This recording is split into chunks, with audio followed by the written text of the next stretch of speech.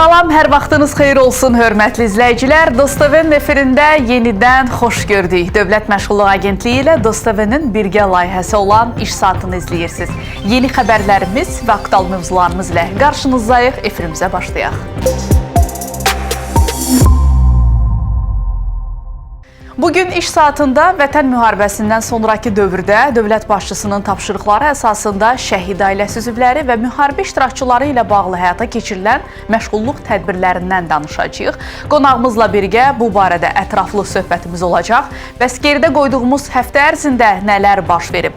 Dövlət Məşğulluq Agentliyinin İdarə Heyətinin sədri Sadiq Əliyevin Abşeron rayonunda vətəndaş qəbulu keçiriləcək. Məşğulluğa dəstək layihəsi çərçivəsində yeni layihənin icrası start verilib. Peşə Fest bu dəfə Xaçmaz rayonunda baş tutub.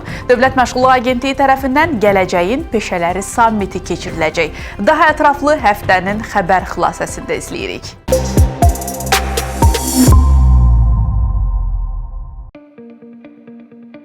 21 oktyabr 2025-ci il tarixdə Dövlət Məşğulluq Agentliyinin İdarə Heyətinin sədri Sadiq Əliyevin Abşeron rayonunda vətəndaş qəbulu keçiriləcək. Qəbulda Abşeron rayon sakinlərinin işlə təmin olunma, özünü məşğulluq proqramından yararlanma, peşə hazırlığı kursları və qurumun fəaliyyətinə dair digər sahələrlə bağlı müraciətləri cavablandırılacaq. Qəbula yazılmaq üçün Abşeron rayon sakinləri 17 oktyabr 2025-ci il saat 14:00-dək 070 900 05 80 telefon nömrəsinə zəng edə və ya dma@sosial.gov.az elektron poçt ünvanına məktub göndərə bilər. Dövlət Məşğulluq Agentliyi sosial müdafiəyə xüsusi ehtiyacı olan və işə düzəlməkdə çətinlik çəkən şəxslərin məşğulluğunun təminatına xidmət edən məqsədli proqramların həyata keçirilməsi ilə bağlı işə götürənlər üçün müsabiqə elan edir. Hər bir işə götürən müsabiqəyə yalnız bir layihə təqdim edə bilər. Müsabiqədə qalib gələn işə götürənlərin sosial müdafiəyə xüsusi ehtiyacı olan və işə düzəlməkdə çətinlik çəkən şəxslər üçün iş yerlərinin yaradılması ilə bağlı xərclərinin 75%-dək hissəsi Dövlət Məşğulluq Agentliyi tərəfindən, azı 25% isə işə götürən tərəfindən ödəniləcək. İşə götürənlər dma.gov.az saytında yerləşdirilmiş link vasitəsilə müsabiqədə iştirak üçün müraciət edə bilərlər.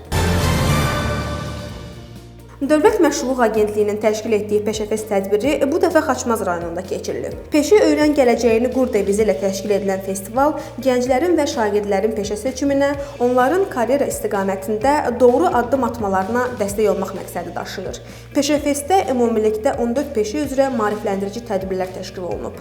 Festival iştirakçıları bu peşə sahələri üzrə inkişaf etməyin yolları, tələb olunan bacarıqlar və ixtisas seçimi barədə faydalı məlumatlar əldə etmək, mütəxəssislərlə ünsiyyət qurmaq imkanı qazanıblar. Peşə Fest 2025-ə oktyabrın 22-sində Bakıda, Baku Crystal Hall'da keçiriləcək tədbirlə yekun vurulacaq. Dövlət Məşğulluq Agentliyi Dünya Bankının maliyyə dəstəyi ilə icra etdiyi məşğulluğa dəstək layihəsi çərçivəsində sosial cəhətdən həssas şəxslər üçün əlavə iş yerlərinin yaradılması pilot layihəsinə başlayır. Layihə ilkin mərhələdə Bakı, Abşeron Xızı, Quba Xaçmaz və Lənkəran Astara iqtisadi rayonlarını əhatə edəcək. Layihəyə özünü məşğulluq proqramı çərçivəsində qurduğu təsərrüfatı son bir il ərzində fəaliyyətdə olan və müraciət tarixinə Azərbaycan Respublikasında vergilər və digər icbari ödənişlər üzrə vaxtı keçmiş öhdələri olmayan proqram iştirakçıları müraciət edə bilərlər. Layihədə iştirak etmək istəyən şəxslər dma.gov.az saytında yerləşdirilmiş link vasitəsilə qeydiyyatdan keçə bilərlər. Son müraciət tarixi 24 oktyabr 2025-ci ildir. Dövlət Məşğulluq Agentliyinin təşkilatçılığı ilə ölkəmizdə ilk dəfə gələcəyin peşələri sammiti keçiriləcək. Tədbir 30 oktyabr 2025-ci il tarixində Naxçıvan şəhərində gələcəyə tərəf devizi altında təşkil olunacaq. Sammitin məqsədi əmək bazarında baş verən dəyişiklikləri, yeni peşə və bacarıqlarla bağlı tələbləri, texnologiya və innovasiyaların iş dünyasına təsirlərini peşəkar mühitdə müzakirə etmək, təhsil və məşğulluq sahələrində yeni çağırışlar nəzərə alınmaqla bu ekosistem iştirakçılarının gələcək əmək bazarına hazırlıqlarını dəstəkləməkdir. Gələn ay Gələcəyin Peşələri Sammitinin Bakı şəhərində də keçirilməsi nəzərdə tutulub.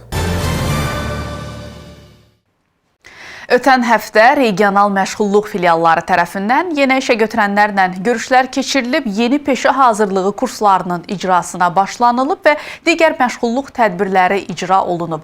Ümumilikdə 6-10 oktyabr tarixlərində 45-dən çox tədbir keçirilib.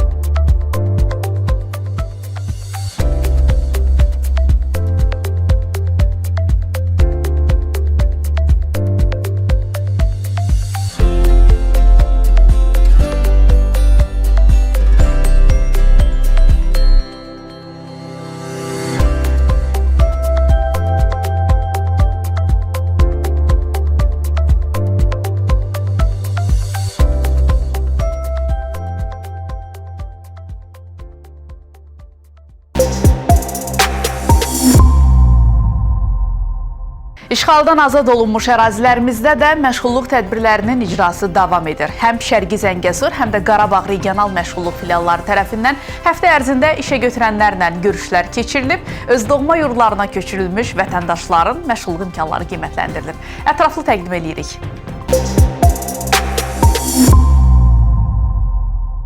Qarabağ regional məşğulluq filialının nümayəndələri Ağdərə rayonunun Həsənriz kəndinə yeni köçürülmüş sakinlərlə görüşüblər. Onların məşğulluq imkanları qiymətləndirilib, mövcud iş imkanları araşdırılıb.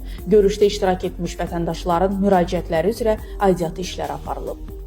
Şərqi Zəngəzur regional məşğulluq filialı ilə Zəngilan rayonunun Ağalı kəndində fəaliyyətdə olan Oba Market məhdud məsuliyyətli cəmiyyəti və Intec Energy Solution məhdud məsuliyyətli cəmiyyətinin nümayəndələri arasında görüşlər keçirilib. Görüşlərdə sakinlərin məşğulluğunun təmin edilməsi istiqamətində əməkdaşlıq məsələləri müzakirə edilib. Qarabağ regional məşğulluq filialı ilə Parlament Akademiya hazırlıq kursunun nümayəndələri arasında görüş keçirilib. Görüşdə işə düzəltmə, peşə hazırlığı və birgə maliyyələşmə proqramı ilə bağlı müzakirələr aparılıb, birgə peşə kurslarının təşkili barədə razılıq əldə olunub. Filial tərəfindən Ağdamda da işə götürənlərlə görüşlər keçirilib. Ağdam City Hotel, Rahat Market və Zəfər restoranının rəhbər heyəti ilə təşkil olunmuş görüşlərdə müəssisələrdə mövcud olan vakansiyalar üzrə filial tərəfindən namizədlərin təqdim edilməsi, birgə maliyyələşmə proqramı çərçivəsində əməkdaşlıq və boş iş yerləri barədə məlumatların vakansiya bankına yerləşdirilməsi qaydaları barədə müzakirələr aparılıb. Qarabağ regional məşğulluq filialının nümayəndələri Xocalı rayonunun Xanyurdu, Şuşa kənd, Seyidbəyli, Daşbulaq və Badara kəndlərinə yeni köç etmiş sakinlərlə görüşüblər. Sakinlərin məşğulluq imkanları qiymətləndirilib, mövcud iş imkanları araşdırılıb, onlara məşğulluq tədbirləri ilə bağlı məlumat verilib.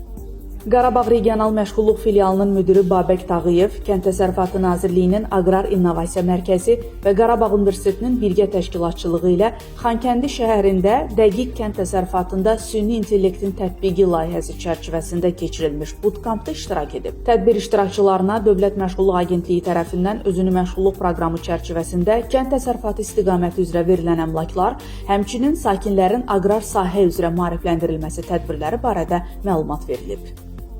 Dövlət Məşğulluq Agentliyi tərəfindən Ağdərə, Cəbrayıl, Laçın və Zəngilan rayonlarında daha bir qrup ailəyə özünü məşğulluq proqramı çərçivəsində mal və materiallar təqdim edilib.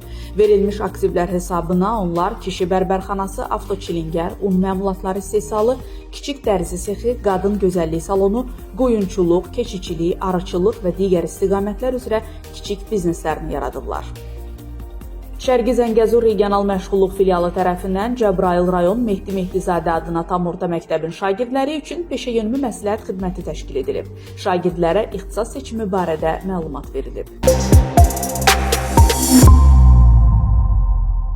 Davam edirik. Azərbaycan ordusunun möhtəşəm zəfər əldə elədiyi 44 günlük vətən müharibəsindən sonraki dövrdə dövlət başçısının tapşırıqları əsasında şəhid ailələri üzvləri və müharibə iştirakçıları ilə bağlı həyata keçirilən geniş miqyaslı sosial dəstək paketinin icrası uğurla davam etdirilir. Dövlət Məşğulluq Agentliyi tərəfindən həmin sosial dəstək paketi çərçivəsində post-müharibə dövründə şəhid ailəsi üzvləri və müharibə iştirakçılarından ibarət olan 27.800 şəxs məşğulluq tədbirlərinə cəlb olunub. Onlar müxtəlif istiqamətlər üzrə məşğulluq tədbirlərinə cəlb olunublar. İlk olaraq peşə hazırlığını qeyd edə bilərik. Təxminən 1300 şəxs məhz bu kateqoriyadan olan vətəndaş əmək bazarının tələblərinə uyğun olaraq müxtəlif istiqamətlər üzrə peşə hazırlığı kurslarına cəlb olunublar və daha sonra onların işlə təminatına dəstək göstərilib. Elə işlə təminatdan danışmışkən növbəti statistikamız məhz bu istiqamətdədir. 13.200 şəxs işlə təmin olunub Dövlət Məşğulluq Agentliyi tərəfindən dövlət və özəl müəssisələrdə mövcud olan boş vakansiyalar üzrə onların göndərişləri həyata keçirilib və artıq əmək fəaliyyətlərinə başlayıblar. Digər bir istiqamətimiz özünü məşğulluq proqramıdır. Dövlət Məşğulluq Agentliyi tərəfindən icra olunan önəmli aktiv məşğulluq istiqamətlərindən biri olan özünü məşğulluq proqramına 1300-dən çox vətən müharibəsi iştirakçısı və şəhid ailəsi üzvü cəlb olunub və onlar istehsal xidmət, kənd təsərrüfatı istiqamətləri üzrə bu proqrama cəlb olunmaqla öz təsərrüfatlarını yaradıblar. Digər bir istiqamət isə artıq məşğulluq tədbirlərinə cəlb olunma prosesində olan vətəndaşlar da var ki, onlar 5800 nəfər təşkil edir. Həmin vətəndaşlar hazırda özünü məşğulluq proqramı olsun, işlə təminat olsun və digər aktiv məşğulluq tədbirlərinə cəlb olunmaq üçün öz növbələrini gözləyirlər və hazırda bu proses davam etdirilir. Necə deyərlər, şanlı zəfərimizin qəhrəmanları indi də öz əməkləri ilə ölkəmizin inkişafına töhfələrini verirlər. Elə zəfər tarixinə öz adını yazdıran qəhrəmanlarımızdan birinin hekayəsini izləyəcəyik indi. O Bəxtiyar Həsənovdur.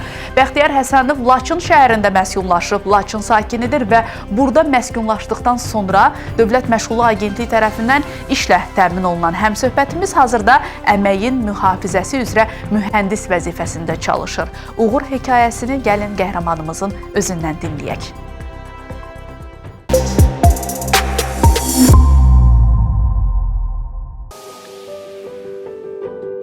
Əslən, Laçın rayonundanam, lakin Bakıda böyümüşük. Laçını ümumiyyətlə biz evdə valideynlərimizdən, böyüklərimizdən eşitmişik bunun təbiəti haqqında, gözəlliyi haqqında və bugünkü gün biz Laçında olduğumuzda həqiqətən bu deyilən sözlərin nə dərəcədə doğru olduğunu görürük. Mən özüm də 2-ci Qarabağ müharibəsi iştirakçısıyam. Laçının azad olunmasına görə Azərbaycan Respublikası Prezidentinin cənab İlham Əliyev tərəfindən Laçının azad olunması uğrunda Laçın medalı ilə təltif olunmuşam. Vətən müharibəsindən sonra biz artıq bugünkü gün Laçına öz ailəmizlə bir yerdə köçmüşük və bizə evimiz təqdim olunubdur. Laçına köç etdikdən sonra Dövlət Məşğulluq Agentliyinə iş üçün müraciət etdim. Məşğulluq Agentliyi də məni Laçında keçirilən əmək yarmarkasına yönləndirdi. Mən əmək yarmarkasında iştirak etdim və orada Laçın istirahət kompleksinin vakansiyalarla tanış oldum. Dövlət Məşğulluq Agentliyinin göndərişi ilə Laçın istirahət kompleksinin müsahibəsinə dəvət olundum və orada müsahibədən uğurla keçdim və bugünkü gün Laçın istirahət kompleksində əməyin mühafizəsi üzrə mühəndis vəzifəsində işləyirəm. Həm müştərilərimizin, həm işçilərimizin təhlükəsizliyini burada təmin edirik. Potensial olan təhlükələri minimuma endiririk. Üzə çıxan riskləri qiymətləndiririk və həmin o qiymətləndirmə zamanı biz təhlükələri minimuma endirib iş yerində təhlükəsizlik qaydalarına riayət etmiş oluruq.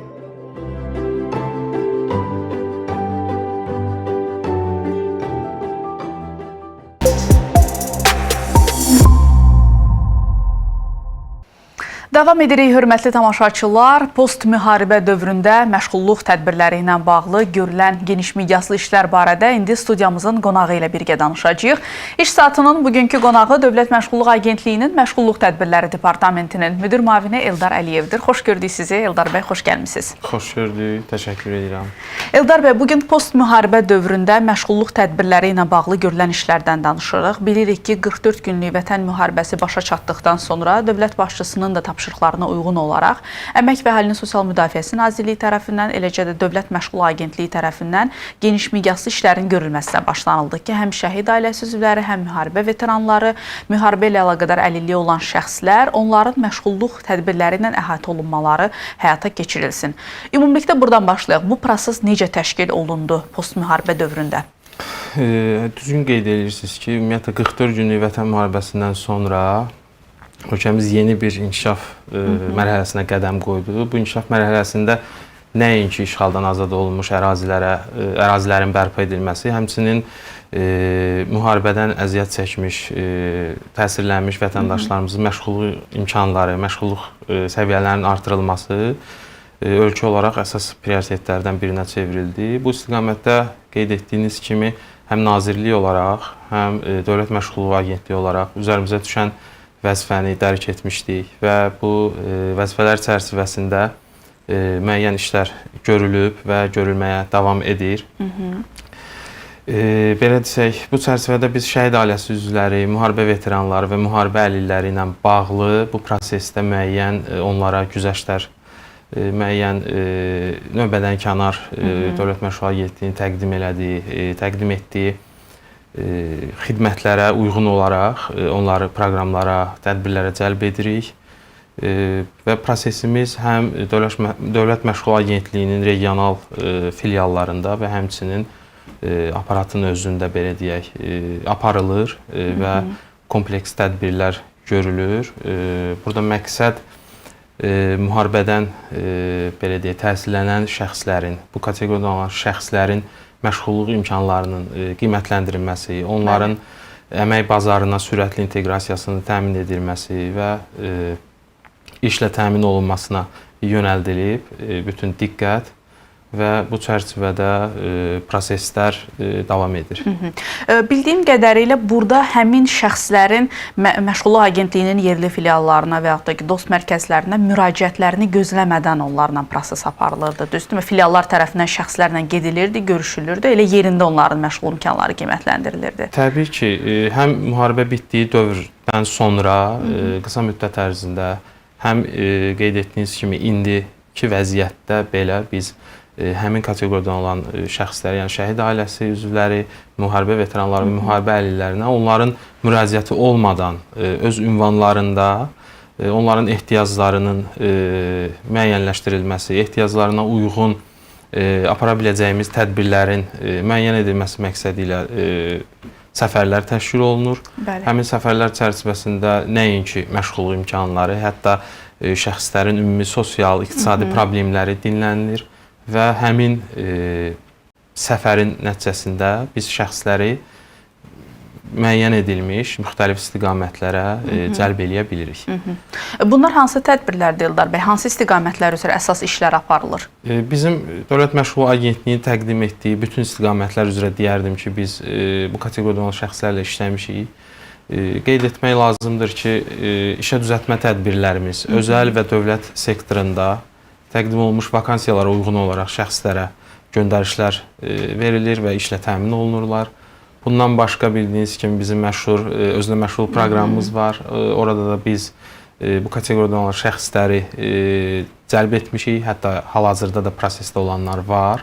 Bundan başqa peşə hazırlığı kursları misal göstərmək olar. Birgə maliyyələşmə və s. bu kimi tədbirlərlə bu kateqoriyadan olan şəxsləri əhatə eləməyə belə deyə çalışmışıq və proses davam edir. Bir qədər əvvəl biz nəticələri təqdim elədik. Artıq hansı nəticələr əldə olunub ötən 5 il ərzində? Bir də sizdən eşidək. Həmin o sadaladığınız istiqamətlər üzrə əldə olunmuş göstəricilər nədən? Düzdür, proses indi də davam eləyir, amma cari vəziyyətə hansı nəticələr əldə olunub? Təbii ki, postmüharibə dövründə biz belə deyək, həm iş aparıb bitirdiyimiz, həm də hal-hazırda prosesdə olan vətəndaşlarımız var. Ümumilikdə biz 52 mindən çox şəxslə iş aparmışıq. Bunlardan özünə məşğul proqramına artıq cəlb olunmuş və əmlakla təmin edilmiş 13 mindən çox şəxsimiz var bu kateqoriyadan. Bundan başqa peşə hazırlığı kurslarına 1250 nəfər cəlb olunmuşdur. 13 mindən çox şəxs, bayaq qeyd etdiyim kimi, həm özəl, həm dövlət sektorunda işlə təmin olunmuşdur. Hal-hazırda 5 mindən çox şəxsimiz isə prosesdədir. Bildiyiniz kimi, həm özünə məşğulluq proqramına, həm peşə hazırlığı kurslarına bizim cəlb etməmiz müəyyən növbəlik əsasında həyata keçirilir və bu kateqoriyadan olan şəxslərimiz hal-hazırda həm özünə məşğulluq proqramının növbəli reyestrində, həm də peşə hazırlığı kurslarının təşkil olunması üçün təşkil olunmuş reyestrdə öz növbələrini gözləyirlər. Yəni prosesdədir. Siz özünü məşğulluq proqramını qeyd elədiniz və 13 mindən çox vətəndaş, bu kateqoriyadan olan şəxs, postmüharibə tədbirləri çərçivəsində özünü məşğulluq proqramına cəlb olunub. Ümumiyyətlə, bu tədbirlərin icrasında özünü məşğulluq proqramının rolu nədən ibarətdir? Özünə məşğulluq nəinki müharibədən təhsilənmiş şəxslərin ümumiyyətlə məşğulluğun və sosial müdafiənin təmin olunmasında önəmli yer tutur, önəmli, belə deyək, əhəmiyyət kəsb edir. Özünə məşğulluq şəxslərin öz kiçik bizneslərinin qurmağa və daha sonra işə götürənə çevrilməyə və davamlı məşğulluğun, layiqli məşğulluğun təmin olunmasına xidmət edir.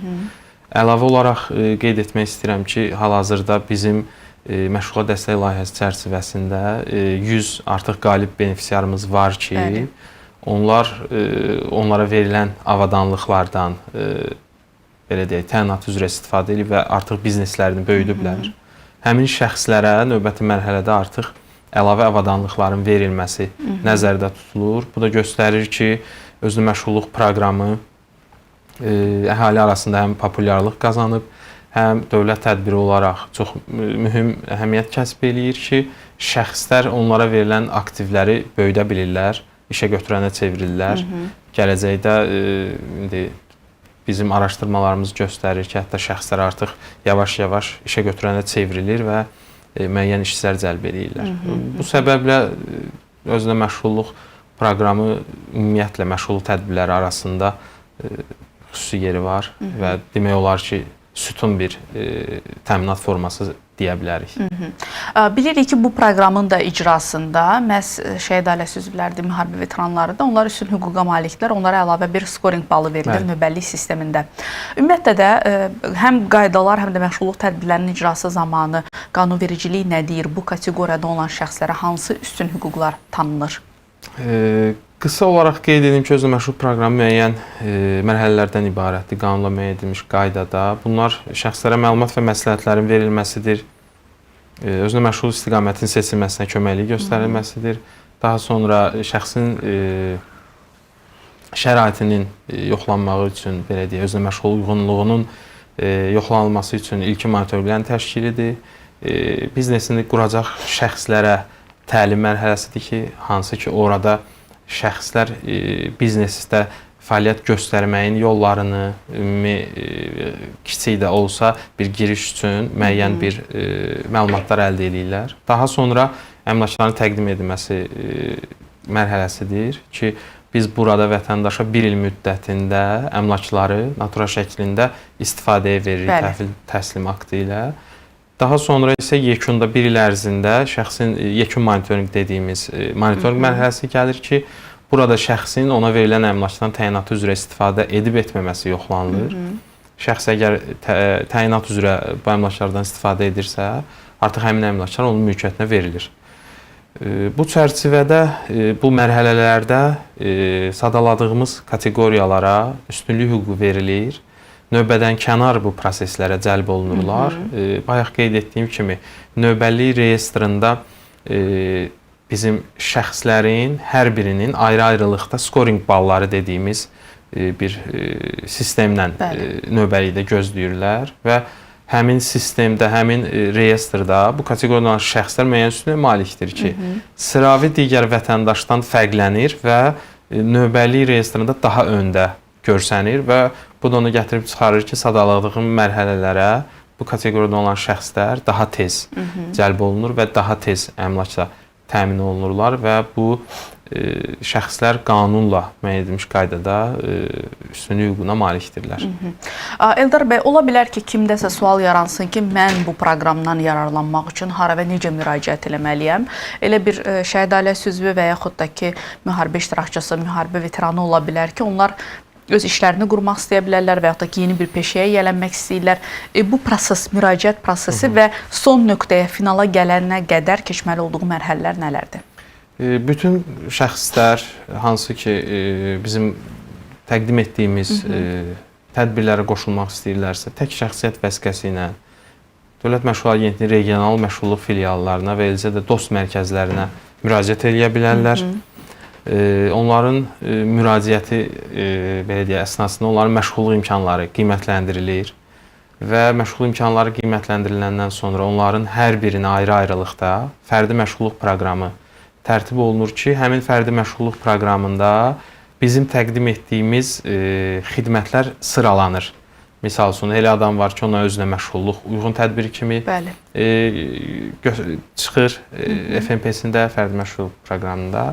Və elə insan var ki, misal üçün, işə düzəltmə tədbirləri və yaxud peşə yönümü məsləhət xidmətləri və ya peşə hazırlığı. Yəni, hər fərdə münasibətdə FNP-də dəyişikliklər olur.